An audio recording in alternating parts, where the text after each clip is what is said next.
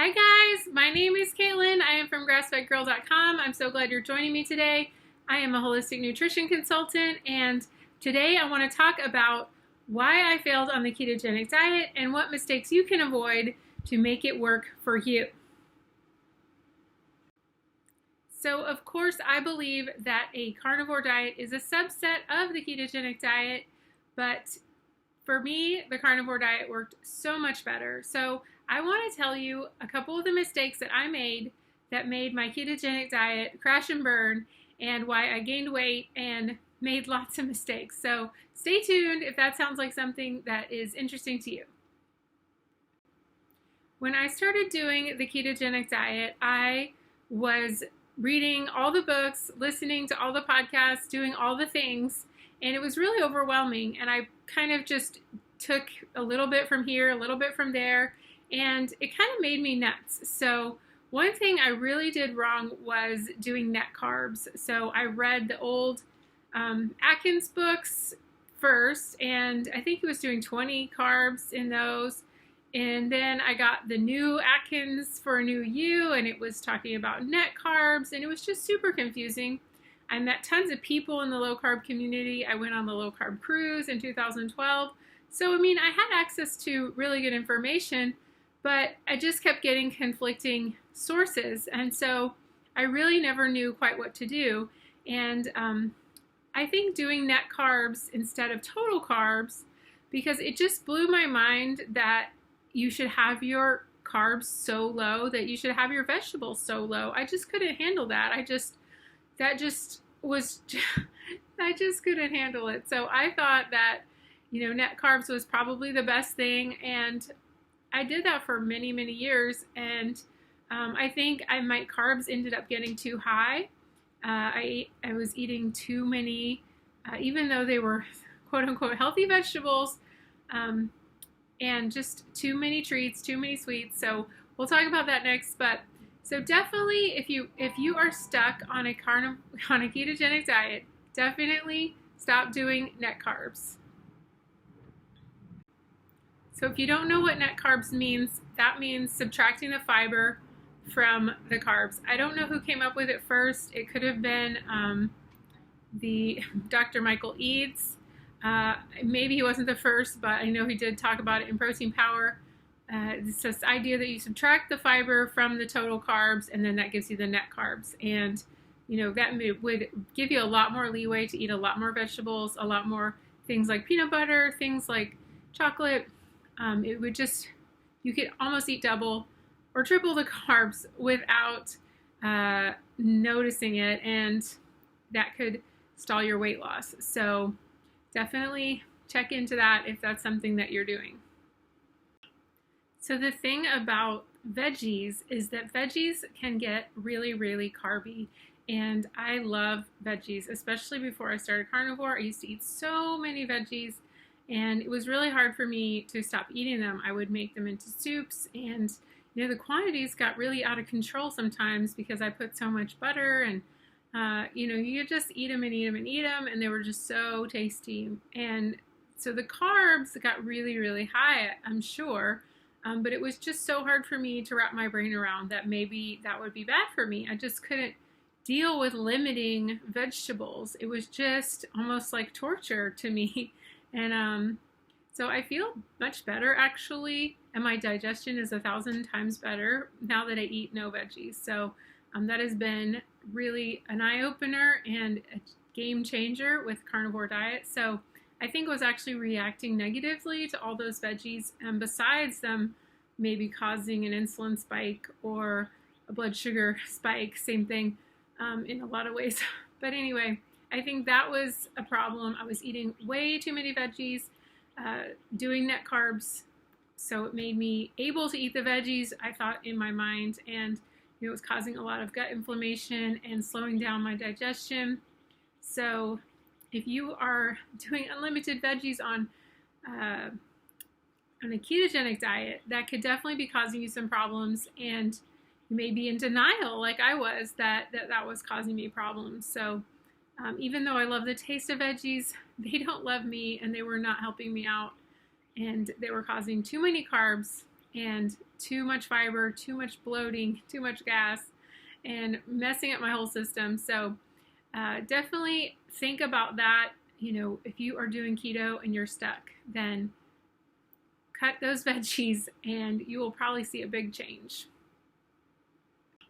Another problem that I was having was sweeteners. So ketogenic diet allows a lot of sweeteners. Same thing, going back to the net carbs. There's a lot of sugar alcohols. I think that we can, again, have a carb spike. And with these sweeteners, it can really mess us up. It causes us to overeat, causes us to crave, causes us to buy a lot of treats and sweets that are overpriced. All these nut butters, all these sweeteners at the store, different kinds, allulose, xylitols. There's so many things that you can buy. The monk fruit, the stevia, the swerve. It just goes on and on. Lakanto. There may be a time and a place for those on a special occasion, but I think a lot of people on keto, especially myself, I'm a food blogger, so I would make a lot of that stuff and put it on my website, and then I would just eat it because I didn't have anything else to do with it, or I would try to take it to my neighbors or something like that, but it was really hard to control myself around all those treats, and I think the carbs got really high, and of course the calories. When you concentrate fats and in those almond flours and all those things, it really can pack a punch, and it can be hard on your digestion, cause a lot of inflammation, and the sweeteners can be causing blood sugar crashes, and a lot of cravings. So if you are doing treats, I really don't believe in, again, the net carbs and thinking that you have room for those. You really don't. So not if you're trying to lose weight and get healthy. So I think if you want to really get the weight off and get your health under control, you need to do no sweeteners. And it wasn't until I did carnivore 18 months ago that I was able to stop the sweeteners and really change my life and get my health back. Another thing I did when I was on a ketogenic diet is I counted my calories. Now, that was kind of good in a way because it kind of helped me to rein in my overeating, but I was overeating because I was overeating vegetables and sweeteners. So kind of like if I had cut those out, I probably wouldn't have been overeating. But anyway, counting calories was a problem because I wasn't counting inflammation. So instead of counting calories, what I really think was going on was I was so inflamed from all these foods that I was overeating. So the vegetables were causing me so many digestive problems. The sweeteners were causing me so many problems. And the nut butters and the treats, all these things were contributing to my lack of success on the ketogenic diet. And it wasn't until I cut those out that I was able to lose weight by doing carnivore. So definitely that is a big factor, is counting calories instead of focusing on inflammation. So make sure that you are focused on the foods that are really causing you inflammation, and your weight will probably take care of itself. Okay, last one I'm going to talk about today is dairy. So dairy is allowed on the ketogenic diet. Now, I started out on paleo for my autoimmune disease, which is hashimotos, and I kind of knew that dairy was a problem for me. But, it's so ubiquitous on the ketogenic diet that it's hard to say no to it because it's everywhere. So you're like, well, it's okay on keto, but it's not okay on paleo, and your brain just kind of freaks out. And you want that dairy so bad. And so I would definitely get a little out of control with the heavy whipping cream. Definitely that's my favorite thing in coffee. And I could drink coffee all day long. I love coffee so much. And sometimes, mostly I drink decaf, but still love the heavy whipping cream. That's for sure. And that is just a no-no for me. I definitely, I could drink 1,000 calories of heavy whipping cream in 5 minutes. So definitely, if you are stalled out on keto or carnivore, definitely cut the dairy for sure. That is the first thing to do. If you haven't watched I've been experimenting with goat cheese and goat dairy. So if you want to go back to my last video, that's what I talked about, was my experiment with trying that instead of cow dairy, and it's gone a little better for me. That might be a substitution you could try in the meantime. But definitely think about cutting out dairy if you're interested in maximizing your results on a ketogenic diet.